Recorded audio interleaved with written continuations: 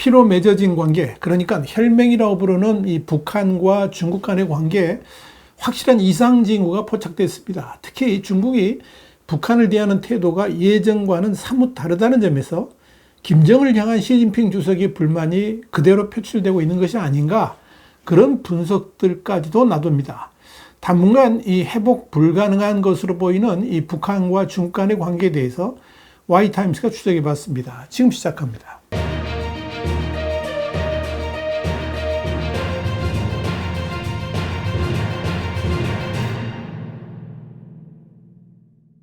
미국의 북한 전문 매체인 NK뉴스는 30일 김정은 위원장이 지난 26일 조중우이 탑에 헌화하면서 중국의 한국전쟁 지원에 감사하고 양국 관계 발전을 강조한 바 있는데, 다음 날인 27일 밤 정전협정 체결 71주년, 북한에서 이걸 전승절이라고 부르는데, 이 전승절을 맞아 개최한 열병식에 왕야진 평양주재 중국 대사가 불참했다라고 보도해서 눈길을 끌었습니다. 물론 올해 전승절 행사가 이른바 꺾어지는 해, 예를 들면 5주년 또는 10주년 이런 꺾어지는 해가 아니기 때문에 외국의 대표단이 참석하지 않을 수도 있지만, 이제까지 중국은 최소한 대사라도 참석시켜 왔다는 점에서 오히려 매우 이례적이라고 할 수가 있습니다. 특히 이날 전승절 행사에 평양주재 각국 외교사절은 거의 모두 다 참석을 했는데, 유독 중국 대사의 불참이 눈에 띌 수밖에 없었던 겁니다. 평양주재 중국 대사관이나 중국 매체들은 왕 대사의 열병식 참석 또는 불참석 이런 내용에 대해서 전혀 언급 자체를 하지 않았고요. 전날 왕 대사가 평양북도 운산에 중국 인민의용군 순교자 묘지를 방문했다, 이 소식만 전했습니다. 여기 대해서 NK뉴스는 왕여진 대사가 북한 전승기념일 행사에 불참한 것은 북한이 러시아와의 관계를 빠르게 발전시키고 있는 가운데 나온 것으로, 러시아와 북한의 군사협력이 강화되면 미국이 영내 활동을 강화할 수 있기 때문에 중국이 우려할 수 있다, 이렇게 분석을 했습니다. NK뉴스는 이어서 북한은 러시아에 초점을 맞추고 관광을 포함한 분야에서 협력을 확대하고 있지만 중국 관광객은 여전히 피하고 있는 것으로 보인다, 그러면서 그렇다고 중국이 평양을 중요한 외교 파트너에서 삭제한 것은 아닌 듯 보인다, 이렇게 평가를 했습니다. 그러나 NK뉴스는 김정은은 중국과의 관계를 강조하면서 조중우탑을 찾았고, 이 자리에서 한국전쟁에 참전한 중국인민지원군의 공헌을 취하면서 피로 맺어진 북중우정은 굳건히 이어질 것이라고 말을 했지만, 정작 중국의 왕야진 대사가 특별한 이유도 없이 전승절 열병식에 불참했다는 것은 상당히 모순된다라고 짚었습니다. NK뉴스는 그러면서도 왕야진 대사의 불참 원인이 정확하게 밝혀지지 않은 탓에 아직 속단하기는 이르다라고 덧붙였습니다. 북중 관계 이상이 생겼다는 것은 지난 7월 11일 평양과 베이징에서 열린 북중 우호조약 체결 63주년 기념 연회에서도 찾아볼 수가 있습니다. 평양 주재 중국 대사관에서 열린 북중 우호조약 63주년 연회 행사에 북한 최고인민회의 조중, 그러니까 북중 우호의원단 위원장인 김승찬, 김일성 종합대학 총장을 비롯해서 관계부문 당국자와 대사관, 외교관, 그리고 북한 주재 중국 기업과 언론, 화교, 유학생 대표 등이 참석했습니다. 그러나 이 행사를 바라보는 북한과 중국의 시각은 확연하게 차이 났습니다. 일단 조선중앙통신은 이날 행사에 관해 보도를 했지만 구체적으로 누가 어떤 발언을 했는지는 보도하지 않았습니다.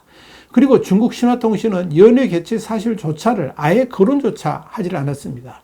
또 참석자의 격도 과거에 비해서 확실히 낮아졌습니다.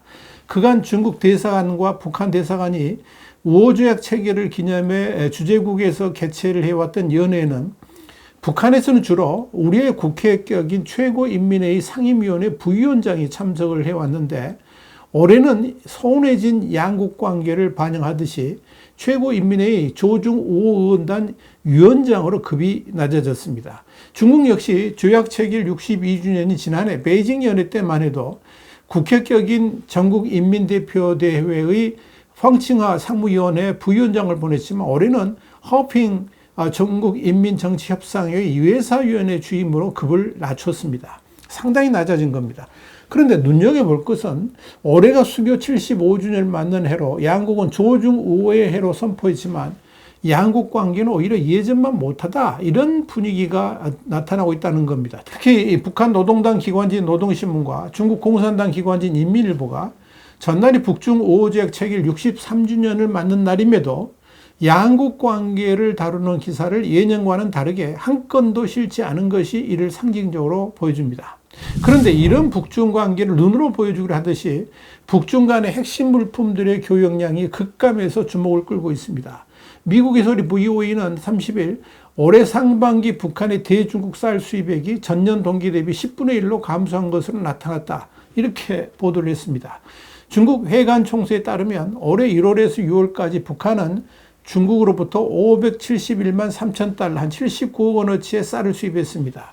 이는 전년 동기 대비 5,339만 2천 달러, 그러니까 739억 원의 10.7%에 불과합니다. 같은 기간 밀가루 수입액도 414만 5천 달러, 한 57억 원어치로 전년 동기 1,800만 9천 달러, 한 249억 원어치의 4분의 1 수준인 23%에 불과했습니다. 아울러 옥수수 수입액은 전년 동기 대비 1.3% 수준, 그리고 질소 비료 수입액은 0.32% 수준으로 급감했습니다.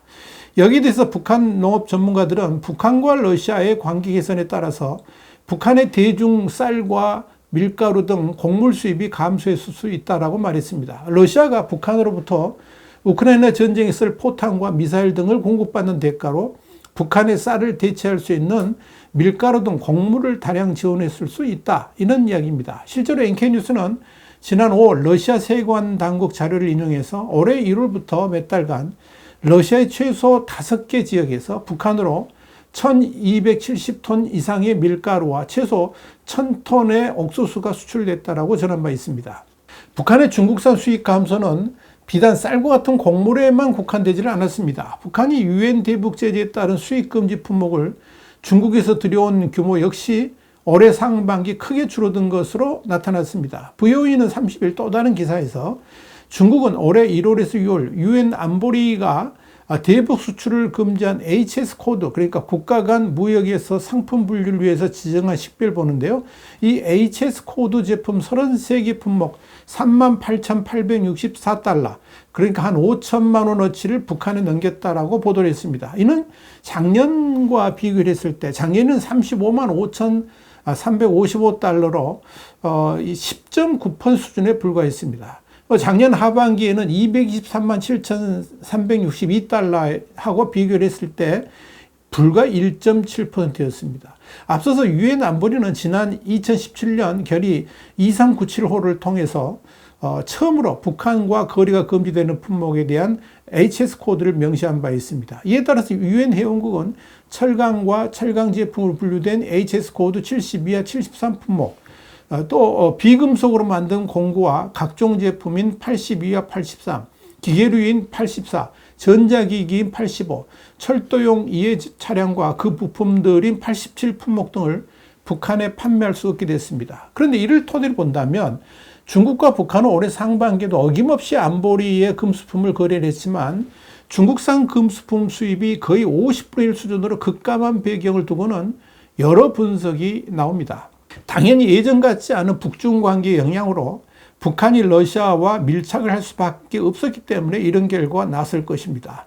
중국이 대북 제재 품목 거래에 대한 단속을 강화하면서 북한이 수입선을 중국에서 러시아로 바꿨을 수도 있다 하는 이야기입니다. 반대로 중국이 금수품 대북 수출이 과거와 비슷한 규모지만 제재 위반 사실을 숨길 목적으로 해관 총수 내용을 삭제했을 수도 있습니다. 또 국제구호단체의 대북 지원이 줄어든 여파일 수도 있다 하는 이야기입니다. 이들 단체는 중국에서 관련 물품을 구입해서 북한에 보내는 경우가 많기 때문입니다. 자, 그렇다면 혈맹이라던 북중 관계가 왜 이렇게 틀어졌을까요?